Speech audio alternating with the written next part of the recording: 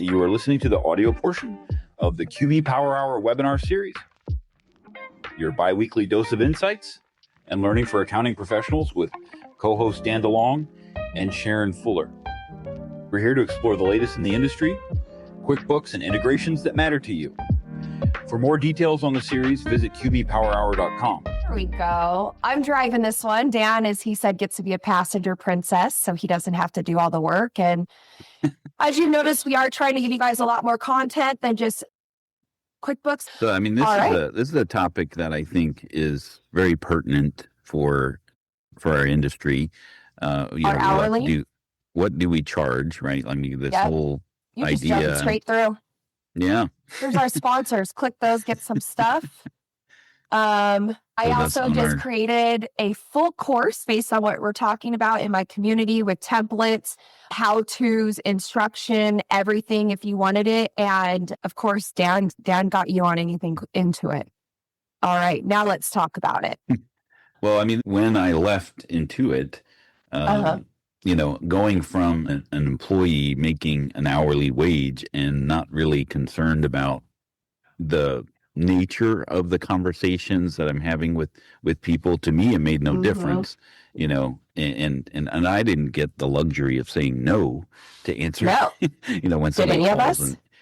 So when I left, I was like, well, what do I charge? Right. And, going from an hourly type of employee to an entrepreneur or, business owner at that point, that was a huge question for me. What was your findings as you were growing your business? Same thing. I mean, when I first started, I'm going to date myself, but I found my original clients that I had, if anybody's read my book, were all from my current the operations facility that was going out of business or being sold. I took on them.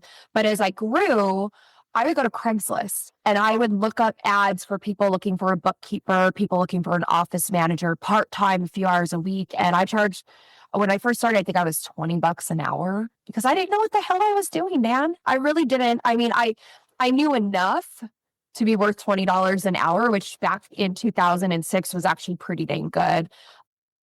And then I went up to 25 when I was like, okay, I know what I'm doing.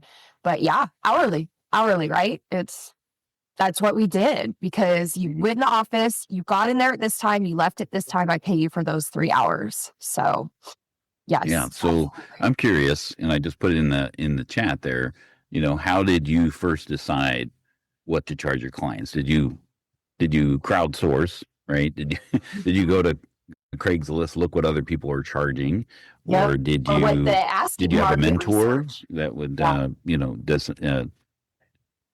provide guidance as to what to charge? I'm really curious what the Carol. For decades, you've got to be only at least 42. So Carol started at 2 years old. Out of the womb, she started charging hourly. Well, hourly, mom. Yes, but that's what we do, right? And that's what our clients were, especially I think prior to a lot prior to COVID or prior to being in an office, we were very hourly. And I got off of hourly, I think, after about 8. I was like, nope, we're going to scope. But I did that after I realized that I was punishing myself, like what we see right here. So in the beginning, what took me 5 hours to do, after 4 or 5 years, only took me an hour. And I realized I'd go into these offices and get the same. Well, no, I didn't go into offices. I only did offices for probably my first year. And then I was like, nope, we're all remote. But I'd get the work done. And I was like, this sucks. What took me 5 hours, I was making $125. I now make $25 for, but the work, the end product is the same. And so that's when I realized, okay, I need to switch all my clients to a monthly flat fee is what I did at the time. And I think that was around 2000. And I started my first company in 2006. I think by 2011, everybody was a monthly flat fee. And I would say, okay, this is what you pay me monthly. This is just how much it is.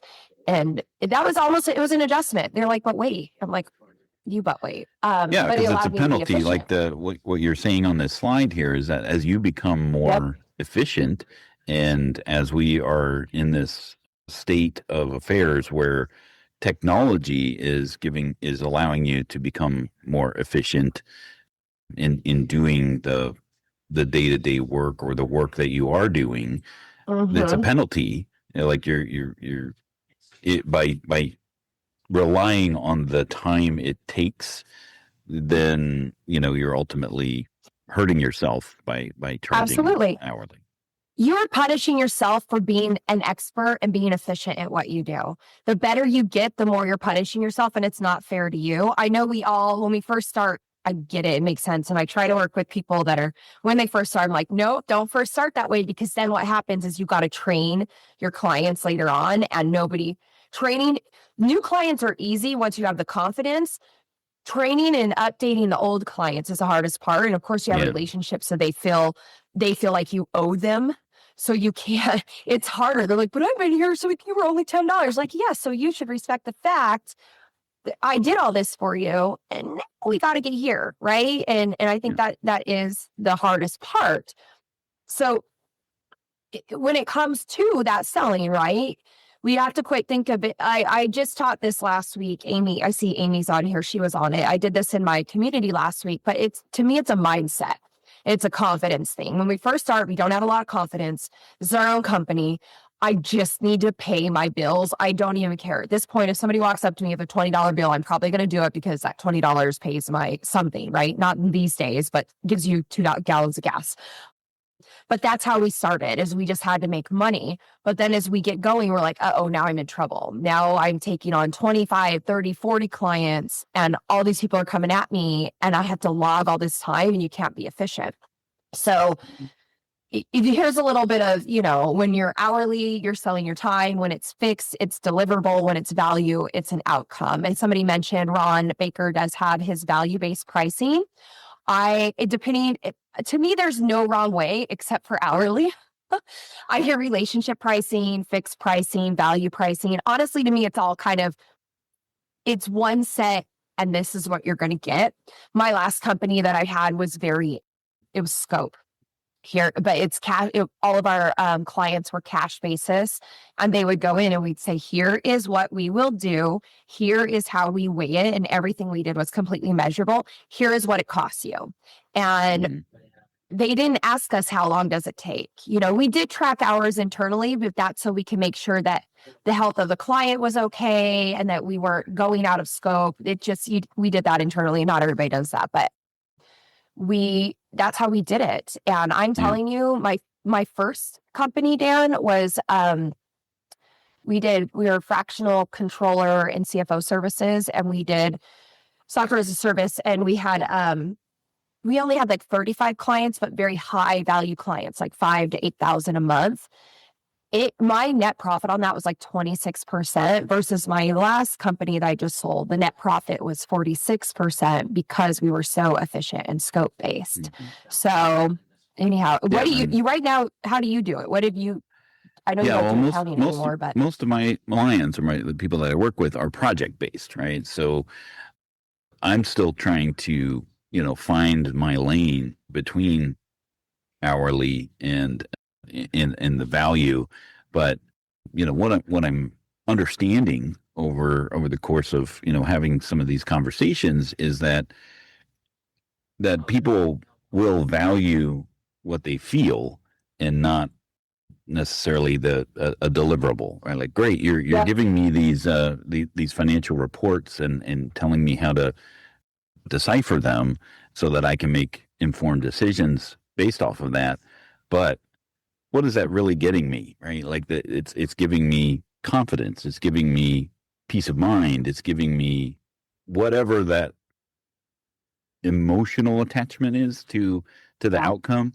So when we're talking about things taking really quickly, like I was immediately thinking about data migrations from desktop to online. The actual process of doing that is really just a few clicks. Right. It doesn't take a whole lot to actually do the migration. It's what happens afterwards, right? Like how well did that come, reading the tea leaves after that. And that comes from, the experience of doing it over and over again. Right. Yep. So, and that's yeah. what's important. And then I feel that our clients shouldn't be punished when we make a mistake, right? And if we're charging hourly, I don't know. When we charge hourly, I feel like you'd get scrutinized more. Well, what'd you do in that hour? What exactly did you do? And I'm like, how especially dare if you're on you? site with somebody. Yes. Yes. Well, you stepped outside to take a phone call. I'm like, give me a break. But when it's deliverable or this is what I'm doing for you, then I can just say, did this get done? Here it is. This is what it is. And when we switched out of hourly and switched into that, we stopped having those conversations. And I did see someone ask, just so you guys, if there's anything that you want Dan or I to really, like, the chat is awesome. Have a chat amongst yourselves. We look at it. We definitely try to look at it, but since it scrolls, if there's something you really want answered, go to the Q&A and throw the question in, and we make sure we hit every one of those. I just don't want to miss anything. I did see something that says from Pauline, how do you include phone, text, and email conversations? The answer is I don't. I always use Client Hub, and they have to communicate to us in one spot, because allowing them to communicate with me everywhere is not scalable. I can't tag it. I can't track it. I can't keep them in scope. It allows me to keep them just in one place and assign tasks. So, and then definitely with the time estimate, I put together a whole worksheet on that tells you how to back into what the actual time is. And it's the same model I used for my own company because when we rescoped and tried to decide what are we repackaging. So yeah. And then I would love to see, what are you guys doing right now? I just throw in chat. I didn't do any questionnaires on this. I probably should have, but I didn't. So Dan's way more thorough in that way. I'd like to see it. How are most of you guys doing it? Are some of you still hourly, fixed value? What do you do? Dan can answer in that one. There's one about the Q&A. I'll let you answer that. I think I've gotten here. So let's really quick talk about how you set this. Kind of backs into how you get out of hourly and find your floor. And what your floor is, that's your true cost, your time, your software. What does it actually cost you? And what I usually tell people is give yourself a basic hourly rate. I know we're talking about not hourly, but we're accountants and we have to back into things, and we back into things with math. So find yourself an hourly rate. For I think for our last client, we set it, my last company, I think we set it 150. That's our basic hourly floor rate, whatever. And then what we would do is we would write out the scope of what everything is. And every single thing we did was measurables. For example, if they were, most of our clients would pay, nobody come for me, but this was our business model. They paid $5.99 a month. This got them quarterly financials, reconciliation, whatever, one annual personal tax return and one annual business tax return. And because we're handling the books, it made it very easy. And then our monthly for the books was we did up to 3 accounts that we reconciled, whatever, and there could be up to 200 transactions. And then on top of that, we'd add more for more bank accounts, more for more transactions, but everything was extremely measurable. And we were able to scope that out. And then I was able to back into what that time took. And essentially what it was 3 hours a quarter for the accounting, or 1 hour a month. And so when I think we backed out 150 a month for tax. So what it came down to is we had a really high net profit. So we're making we're making $450 a month, and we essentially $150, but then you know what we were paying. So scope is important. Even in value, I still think there's scope. You still gotta, because if you tell someone, hey, I'm going to do all your AP, well, what does that mean? You have to be able to have that. And then anchor to the outcome, right? This is where it's important. What is the outcome? What are they doing? This is what the client needs to know. When our clients come to us, they're panicked. They don't like accounting. They don't like they don't want to do any of this. So if you anchor to the outcome, I am going to solve this for you. You never have to think about it again. I will deliver this on your plate for X. Great, done. And I always try to get us in our mindset to remember our clients don't know this, and it scares them. So Anyhow, thoughts on that, Dan? How you feeling? Yeah, I mean, I'm seeing people in the chat, and I think maybe some framing as far as like what is it that you're pricing here, right? Because you could be fractional CFO type of stuff versus the monthly bookkeeping and tax, right? So I guess the process is the same, regardless of what service that you're offering. Yeah. But yes, Carol had a great comment that she didn't understand what to charge until she did it a couple times. Yeah, and you don't. There is an educational cost that you're going to have. Hey, I'm going to need to learn a new tool, or maybe try something a little bit differently. That's going to take time. That you may want to bake in with that. Absolutely. I agree. But that's all part of doing business, right? We all learn, we live and we learn. And that's where I was saying, there's been many a times where I'm working on things and I'm like, oh, I did that completely wrong. And then the client knows you did it wrong, or they call it out. And then they start questioning everything you've done because they're paying you hourly. They're like, well, what have you done? Do I need credits back? And you're like, if I had just told you this, I would have lived, I would have learned. And again, it just brings more value, I think, in the long run. And it shows more confidence in your pricing, which is important in our industry. Yeah. Like I said, hourly just is really. I do have a question or a comment for for what you had there, like the scope part of it. Like where you're scoping it in there. That is your guidance, right? And mm-hmm. to understand like when somebody is driving outside of their lane or not, right? Like they're texting you and that's not part of your engagement or something like that. Yeah. when you have to bring up those conversations like, hey, like, do you take a good cop, bad cop, round trip, conversation with a client? I'm like, that I think is where a lot of people and Devorah was asking in the Q&A, like, how do you switch this from billing hourly to some kind of subscription or outcome, and have those conversations, the tough conversations that we may or may not want to have. What I've done with mine is I told them we went to fixed because I felt it was fair for my clients. It was fair for everybody. I would tell them I'm an extremely efficient person. I want to be able to do a lot of things. And by me billing hourly, it's inefficient. And also I can't remember. I have a script that I didn't say, but I do have a script of what I used back in the day when I told people, and it worked. And when we switched those ones off of hourly into fixed fee, somebody else said I'd be afraid I'm going to lose them. So here's the thing is when you get them to fixed fee, there might be a little bit of an increase of some sort. At least there'll be an increase because, let me take one more step back. Sorry, I'm thinking through this in my head. So what I did for my clients of the work that I was doing, right? So I took a full year of those clients. I averaged their monthly whatever. I averaged it. I'm like, okay, cool. So this averages out to $800 a month is what they're paying, a little bit less. And then I took that $800 and I backed into what everything was. That allowed me to get on a fixed fee for them. And I'm like, look, we just took an average. This is what you're paying anyways. We put them in there.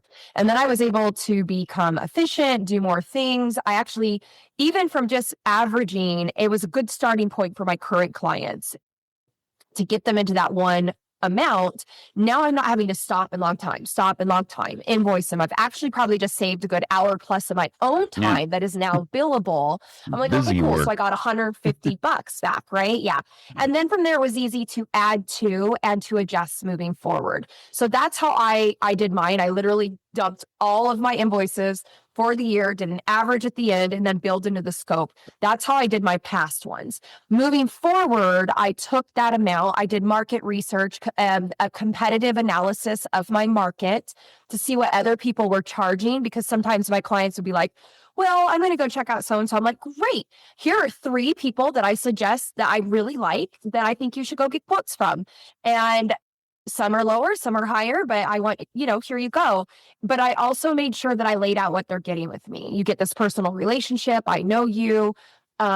There's a learning curve with anybody. I'm guaranteeing this. And I think of all my clients, when I first switched them from hourly to fixed, I didn't lose any. None, not a single one, because it was done correctly. It's not one of those rip the Band-Aid, because these are still our clients. I like to think that when we have access to their books, we know them personally. Amy was on, again, I'm going to call out Amy just because her name's in front of me.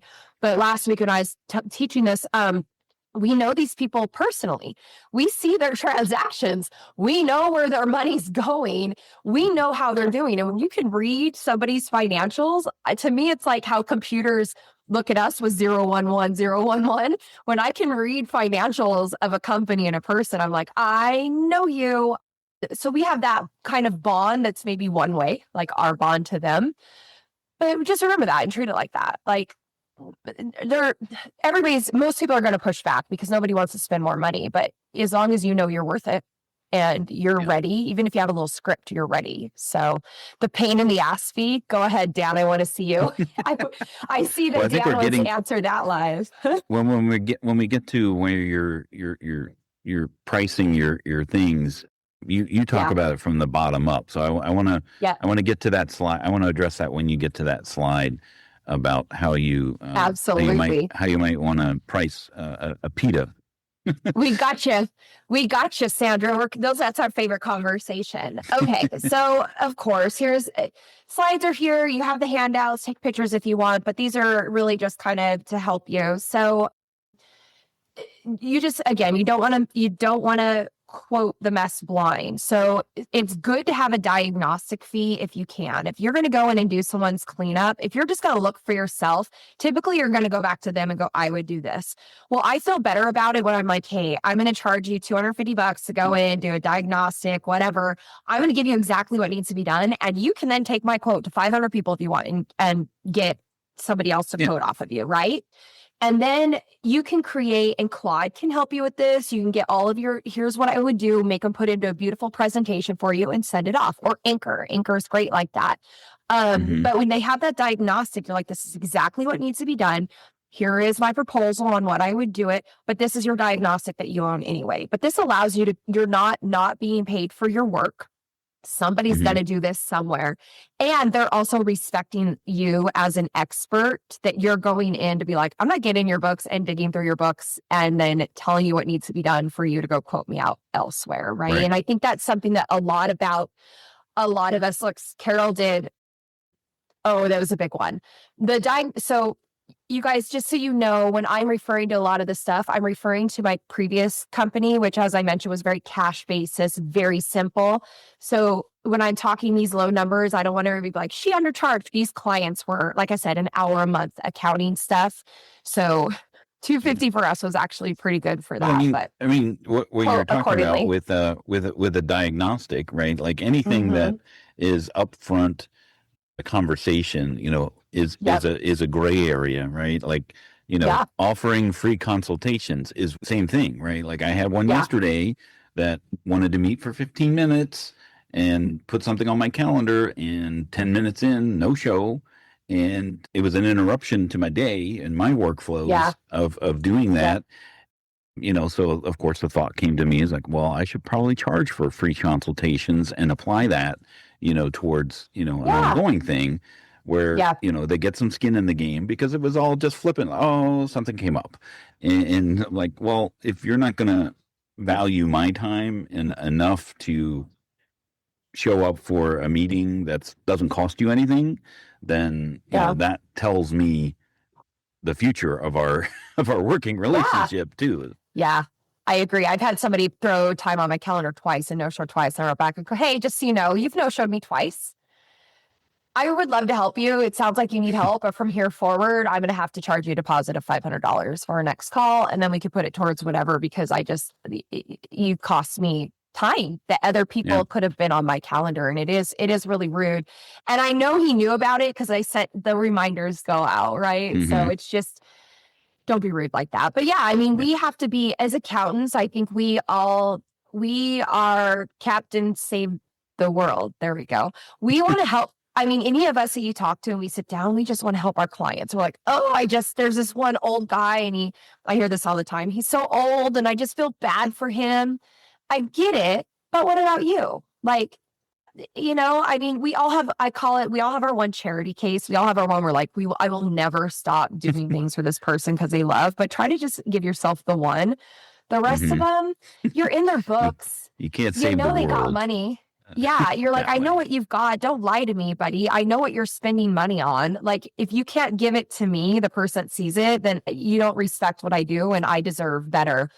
And again, it's just like it's definitely a mindset. In our mind, I think it's that imposter syndrome that there's 108 people on here that do what I do. Somebody else is going to get it. It's not true. I mean, all of us on here, none of us likely have ever battled over the same client or, send out proposals ever. There's death and taxes, man. Our industry is going nowhere. I don't care what AI says. We talked about this last week. I don't care what it says. We're going nowhere. I mean, unless the IRS goes under, but they want to do that. They need our money. So, right. Yes, that was a big rant. That's a total Sharon derail rant. So, yeah, definitely always do a paid diagnostic. It sets the bar right at the beginning that you don't work for free.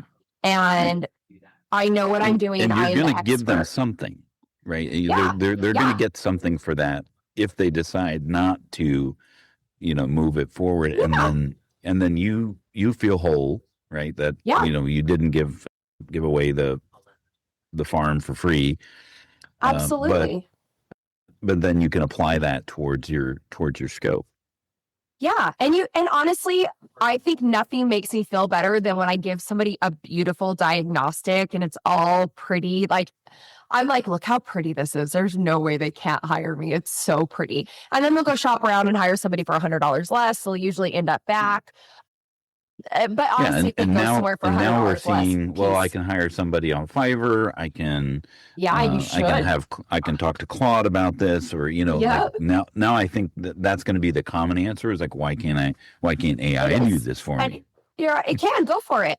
Absolutely go for it. But when it messes you up and when it doesn't have the correct answer, because AI is only what you feed into it and it will make up things, you go ahead and give me a call back. And my fix-it fee is 3 times the cost of what I would have normally charged you. Like, just, oh, Jessica, we will get you. I will.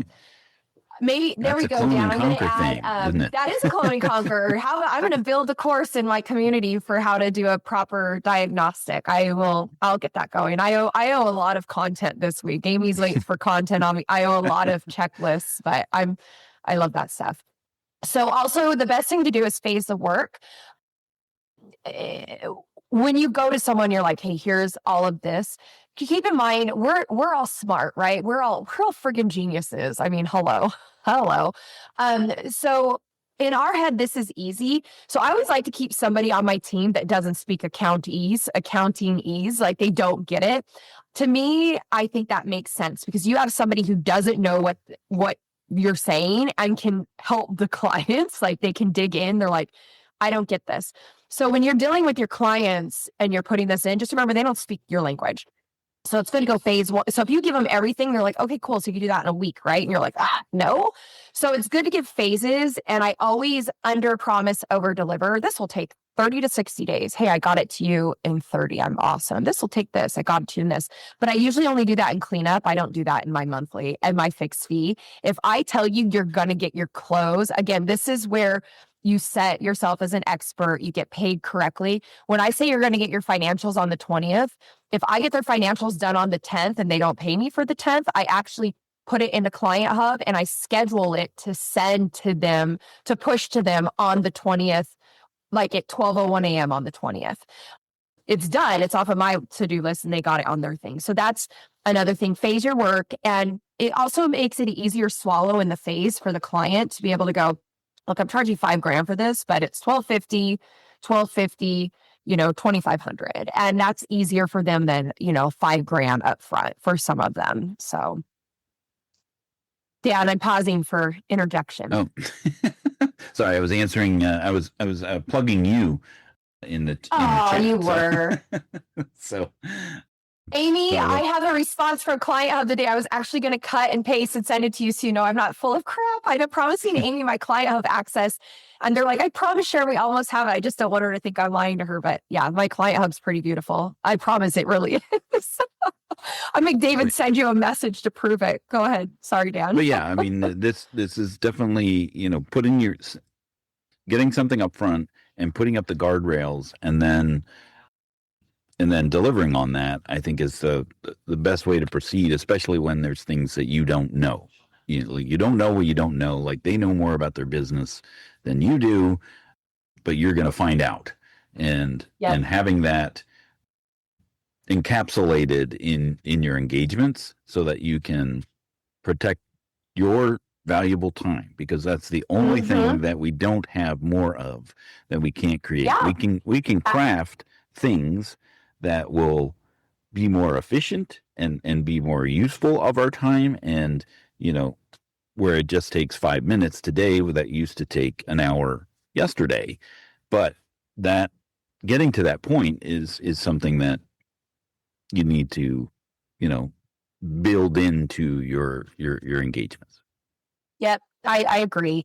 Saying that, like the cap, the unknown. That's why whenever I do things, every single thing that we did is based on, it's measurable. It is measurable because that's how we get scope creep. That's what people are like, well, it says this. And you're like, yeah, but it says this, this, this. It really allowed us. And then you got to, current clients is the hard part. Old dog, new tricks, right? Yeah. So when new vendors come into the accounting space and they try to sell to accountants, I'm always like, can I teach you how to sell to accountants? We are the worst. We hate change. We will not change unless there's evidence, right? So same with our clients. They're going to be the same way. So it's easy to do the new ones, but you have to change it. You have to just set that frame of mind and then move it forward. And just, you really have to make everything measurable, absolutely measurable. So this is where it comes into a confident quote. For those of you that have that confidence of, I don't know how to charge. What you never say is, I'll give you a discount. So I never discounted my services. Why? My services are my services. They're my time. You don't get a coupon code for that. I did all of this. I learned this. There's a coupon code. There's 2 ways to do it. One, the first thing, which I am releasing in my community, Amy, I know we were talking about this, is so when we when we onboard a client, there's a set of stuff we do regardless, right? We do it no matter what. We just have to. If we're good accountants, it's what we do. So what I did is I actually took those deliverables, those tasks internally, and I put them into an actual onboarding scope of work for my clients.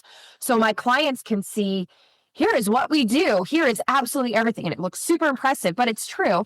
And I put a dollar amount to that. I put $500 to that. Now that is what I use to, if you sign in the next 7 days, I will discount this $500 because I have clients starting in 2 weeks, but I don't have anyone starting here, so I can get moving. Otherwise, I'm going to have to charge you for it. So we did that and they could see everything. And that's what I discounted.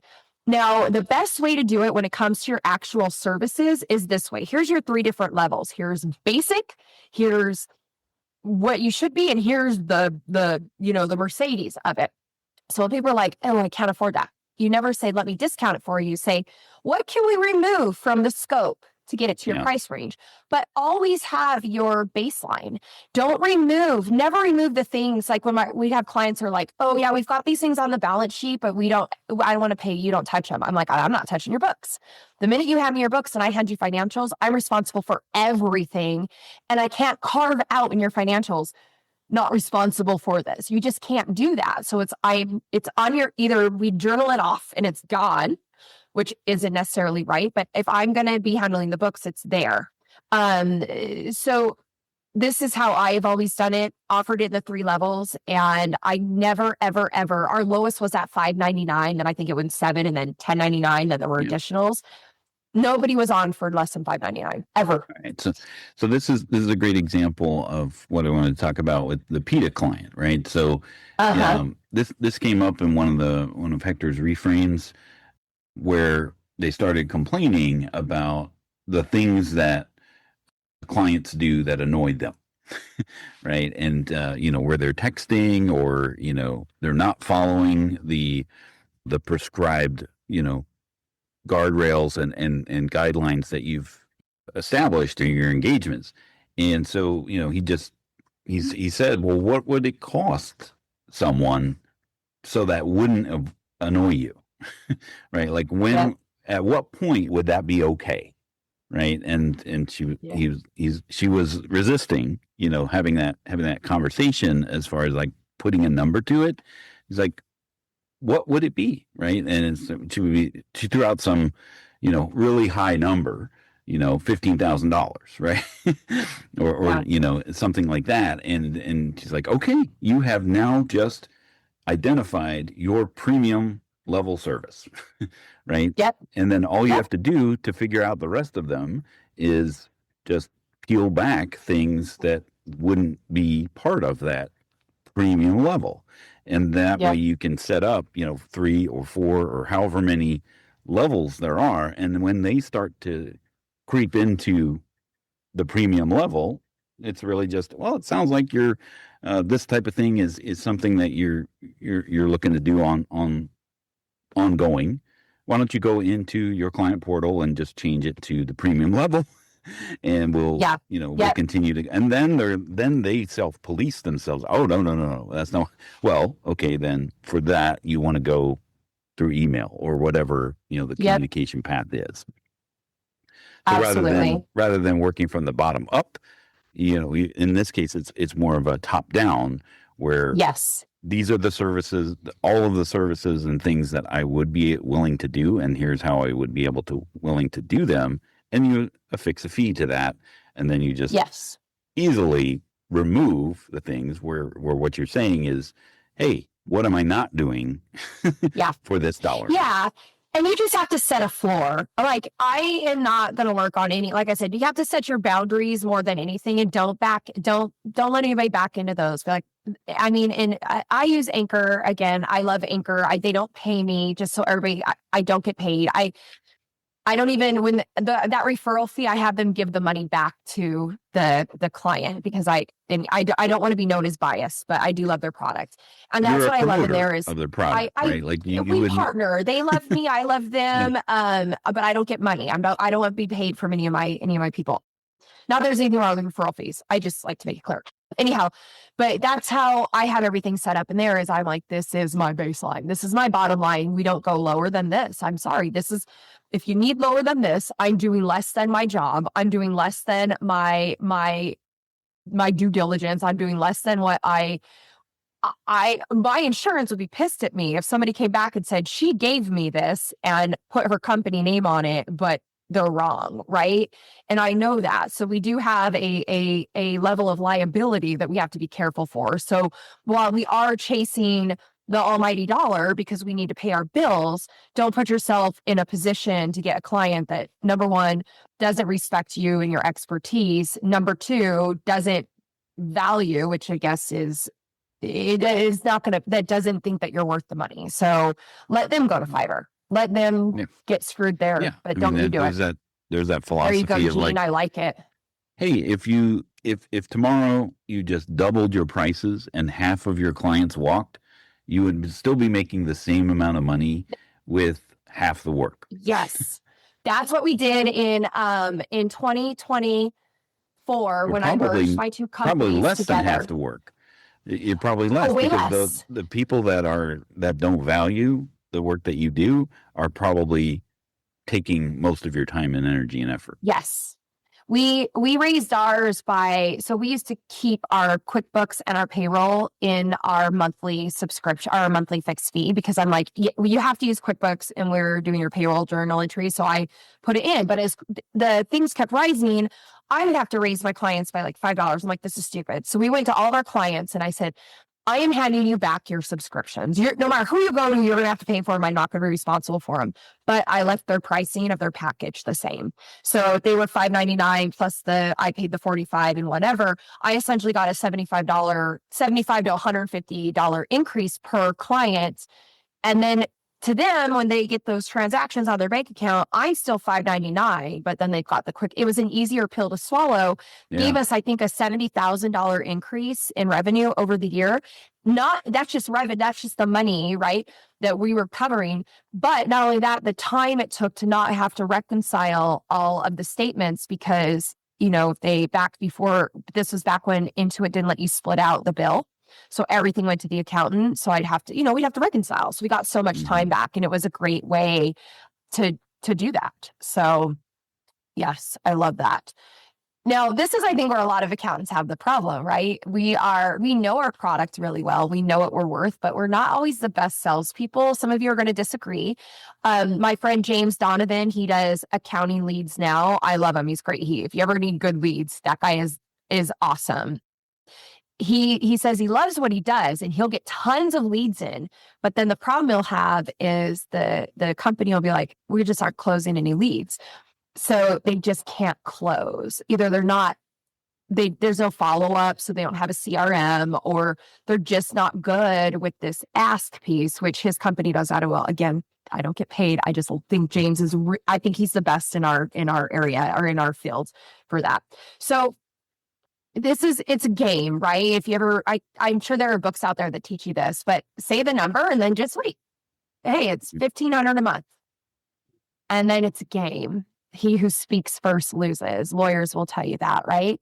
And then sometimes it's best, and we have Claude and AI for this now. So give yourself a script. Go in and be like, hey, Claude, I'm having problems with this. Can you give me, they say this, I should say this, and then just get to know it and have it in front of you. You could say it how you want to say it, but just having it in front of you makes it a lot easier, especially because we're on Zoom. You can have it, like right now I have me and Dan are tiny in front of me, but I've got what's on my slides here, so you can have that. Nobody knows. It's the beauty of Zoom these days.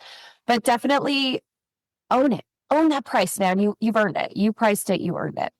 Yeah, and just what you were saying before, there's this woman on TikTok who handles toxic work environments, and she's talking. The scenario is she's going in for an interview, and she's overqualified for the job that she's applying for, and sorry, I couldn't find the mute.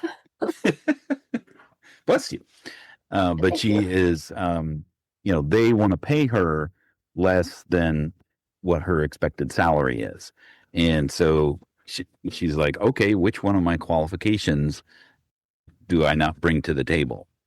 And just having that tough conversation during that negotiation period where she could say, well, you want to pay me X amount of dollars for X plus Y amount of work, right? So taking stuff off the table and doing less work to fit the value of what it is that you're charging for is the crux of our conversations that we're going to be having, now moving forward. Yep. No, I absolutely agree.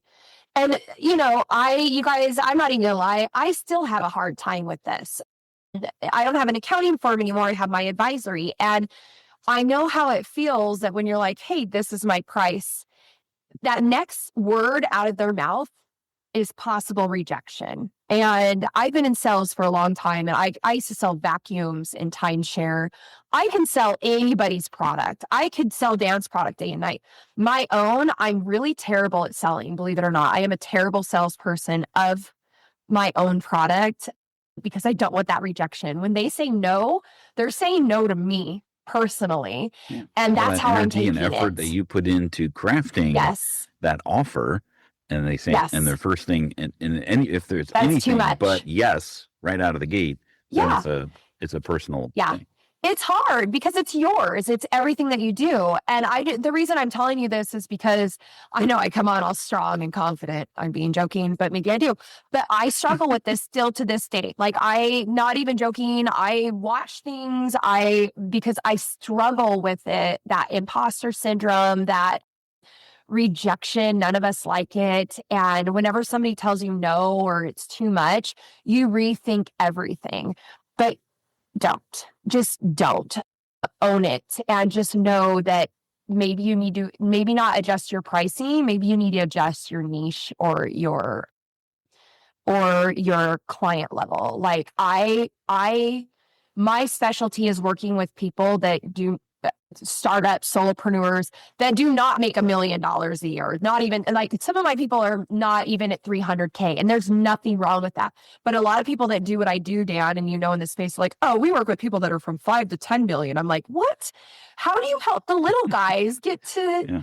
how do the solopreneurs get to 300, 500, 1 million if nobody's going to help them? But that also means that I'm working with people that have a lower, they can't afford as much, but that just means I adjust down. It doesn't mean I'm not as good as what I do. It just means I adjust down what I offer for them so I can be affordable to them. And to me, it's worth it. Like, we all have our places. But if I want to I could offer my same services to higher level, but I don't want to. Those aren't, I don't have passion for the ones making 5 million. I have passion for the ones that want to make 250 a year. Right. Where they're going to send. You're like me, Dan. You like the little guy, right? Yeah. I want underdogs. I want an underdog without the little pill to turn into the superhero. There you go. I forgot about that. Yes. No, absolutely. So, I mean, I was going to do this little pushback scenario, but we won't. I feel like you and I have we're talking about it enough, so I won't make us do that.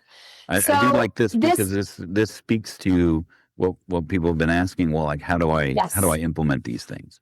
Yes. So my philosophy in life has always been low-hanging fruit first. Knock out the low-hanging fruit because it gets us in a lot of people go, do the harder stuff. No, you guys, we all know me by now. I'm ADHD. I live in procrastination. I work better under pressure. Like, you've got 5 minutes to get this done. I work way better that way. And I know that it's just something I've understood. So low-hanging fruit gets me easy, gets me into it, gets me going, gets me happy. So this one, new clients first. I set up my brand new scope from this day forward. This is what I'm going to charge to all these new people. And I've set those boundaries. I've put that line in the set. I've set the ground. And then I go back and I'm like, okay, now let's look through my client list. Who's coming up on renewal? Okay, these guys are going to be the easy ones. They're renewing, a renewal date's great. And if you don't have a renewal date, this is something that Anchor is great at. Well, there's auto renew, and they also have a price increase, which I love. Like, you can do a percentage or dollar amount price increase annually. If you don't do renewals, you probably should, because then this is something else I teach in your contract should be annually. This is a whole other thing, but to add value to your company, if your contracts are annual, it doesn't mean you have to hold people to an annual contract. It just means they are annual. So the renewal ones are the easiest because usually at renewal, people are expecting some sort of price increase, and it's easiest to go, hey, it's a renewal. We're moving you to fixed fee. And if you don't have a renewal, then do that. Percentage with that increase? I always did a 3%. I didn't do a huge, because if I am the type, for example, and I know I mention my community a lot, but that's why I'm here. Whatever you join my community at is what you'll pay forever unless you upgrade. So when my rates go up in January, my people that are in there now, as long as they don't leave, they'll always pay that dollar amount. And I think that's fair. So I like to do that with my clients too. 3% is normal cost of living increase, and I'll give them the slow upgrade. And if they add more services, I put it to but whatever they are currently paying, I only do a 3%. And I've had 0% churn on that 3% increase, and everybody felt it was more than enough and sufficient. And keep in mind, these guys they're already within scope. They're not going out of scope. So I'm not doing any more work. I'm just getting a little bit of a raise, which then I can pass on to my team. And it wasn't too much. 5% I thought hit harder. A few people didn't like that. 3% was good. And Amy, when they sign, yes, so Anchor does that for me. When they sign, it tells them that they'll have an annual increase, and it also gives them a 30-day notice that your contract is increasing by 3%. Or here's your current rate, here's your new one. So it does it for me, which has been great. So, and that's the thing, like Dan was saying. So when we increased all 85 of our clients, 2 churned. But the offset, when I had, we're accountants, we have spreadsheets. I had a whole spreadsheet. Here's what they pay now. Here's what they would pay. Here's the delta. Here's who I left. Like, here's who left. And I was still far in advance. Losing 2 clients, actually, I gained, I think, like another $15,000 a month. And I gained all that time from those 2 clients that I lost. So it wasn't really that big of a thing. And if they're going to churn over $50, $75, either their business is not that good, they didn't value what you did, or maybe that was one of those clients that some clients you have to shake them, right? You can't even shake them to let them understand what you're doing. And you can't hold yourself accountable for that. Like, not everybody's going to listen, right? Exactly. And not everybody's going to value what you value. Yeah. Absolutely. And they're not. And that's where it's just holding to. Amy, I'll hit you up in the community on the Anchor increase, and I'll do a video for you, just so you know. That's where you have to say, this is what I'm worth. This is who I am. This is what it is. And I think for me, if anything sells and people are spending money, they want the ROI. We're not handing them a tangible item. Like, I go in my passport holder's coach. I paid $100 for this. To me, there's value in that. Why? It's got the damn Coach logo on it and it's glittery. I like it. But I also could have went on Amazon and got one of these for $5, right? The value is I find value in this. The other one, it does what it was, but I want this. And that's how you have to think of your product. This is the value. This is what I want. Not everybody's going to want what you have. They're going to want this. And there's nothing wrong with that, but just hold close that you are Coach. Be Coach or Louis Vuitton, whatever you see yourself as. Unless you want to be $5 Amazon, there's also nothing wrong with that. I don't want anybody to think there is nothing wrong with that, as long as you are pricing correctly to where you're getting your value. That's all, right? So I don't want anybody to think that you'll never hear me get up and go, don't take a client under $2,000 a month. You will never hear me say that, because I don't believe it. So Anchor, Gene, is an invoicing system. They do proposals, invoicing, auto invoicing. It's amazing. It's like, if you know what Ignition is, I think their thing is use Anchor, but look up Anchor invoicing and you should be able to pull it up. They're awesome. It's a proposal platform, allows you to put your templates in and manage the billing, right? So like, if you set up those different levels, it allows them to go in and choose the right one, or pick and choose, right? Like, let me drop you guys my link, because I think you get. Oh, I'm so sorry, Dan. I'm trying to get better at not interrupting. Sorry, go. Oh, sorry. But it allows you to, when you're sending the proposal, they can choose what service offering based off of the package that you've given them. So that way it allows you to put those things on cruise control. That's the word I was looking for. Yeah, definitely. Hold on. I'm trying to get my... And Kim, yes, it is similar to Ignition, right? So if you're using Ignition, you can do these similar things in Anchor. I just dropped my link in there, because if you use my different link, you get $50. So yeah, the one thing I do like about Anchor is that they don't have user fees. So you can add your entire team, and you pay per. So it's $5 per payment collected. So no matter how many proposals you send out, whatever, it's per payment, and then you could push the credit card. Did you say that already, Dan? And I'm just repeating exactly what you just said, because I wasn't listening. I did not. You're okay, adding more color to my black and white. I was on. It's definitely, they're apples and it's just UI UX. What you want. Ignition is different. Anchor, I think I preferred it. I was on Ignition, but when I switched to Anchor, I think I saved $600 a month on processing fees, because I wanted my whole team on there, because I wanted my CPAs to be able to go in and send out proposals, but I didn't want to pay $150 for them to be on there. All right. Let's answer. We have just a couple minutes left. Let's answer some questions. So boundaries around friends and relatives as clients. So here's the thing. We all want to give our friends and relatives deals. Our friends and relatives should want to support us and pay more. So I usually would give them, like, I would set a percentage. I'm still that person that does that. I would set a percentage and go, here you go. Here's what it is. But I would never personally do it. I'd hand it off to someone on my team. And that's totally up to you if you want to do that. Honestly,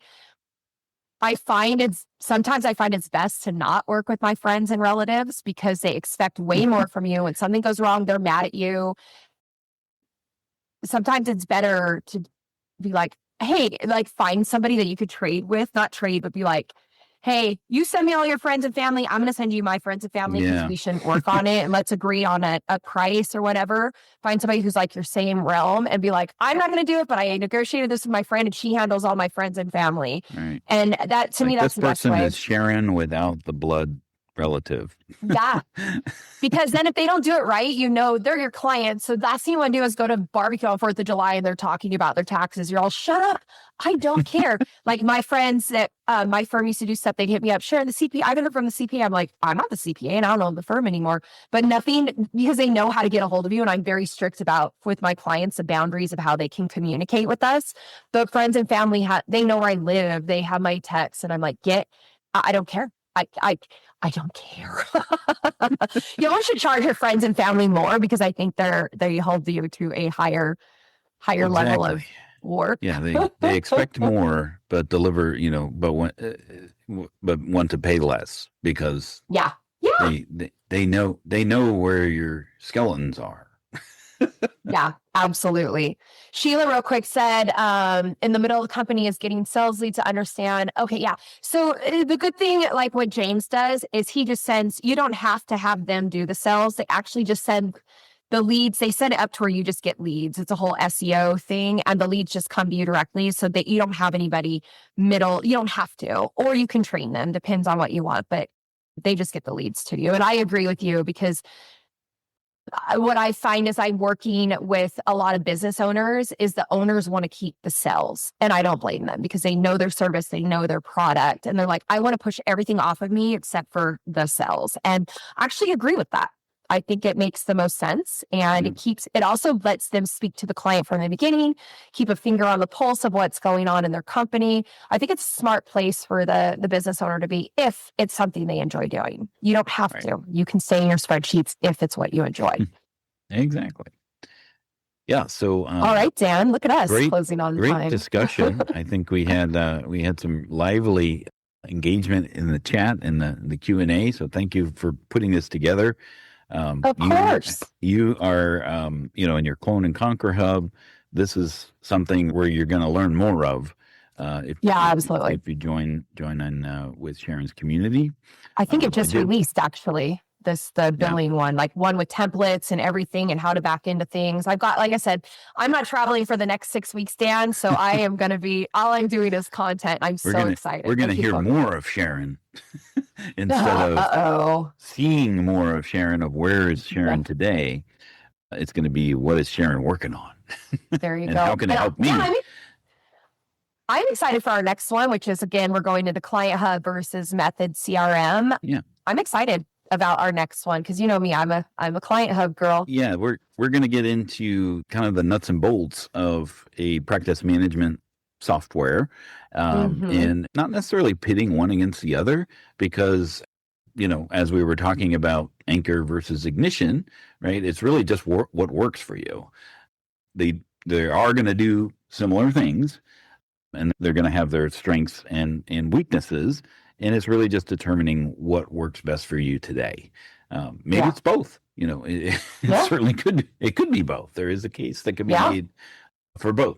But we're going to have Yusuf, who is, I like to call him the Dan DeLong of Method. He used to work at Method, and he now has his own practice customizing Method to do what it is that you need it to do. And Sharon, of course, being a power user of Client Hub, is going to pick up the Client Hub mantle, and I'll just be referee. Oh, it's me versus him, huh? Well, no, I mean, we'll talk these things through. We'll have a discussion about them. They're not pitting one against the other, but it's really just understanding where one has a strength and one might have a weakness before diving into that deep end of the pool. So we will see you in a couple weeks, and look forward to seeing you then.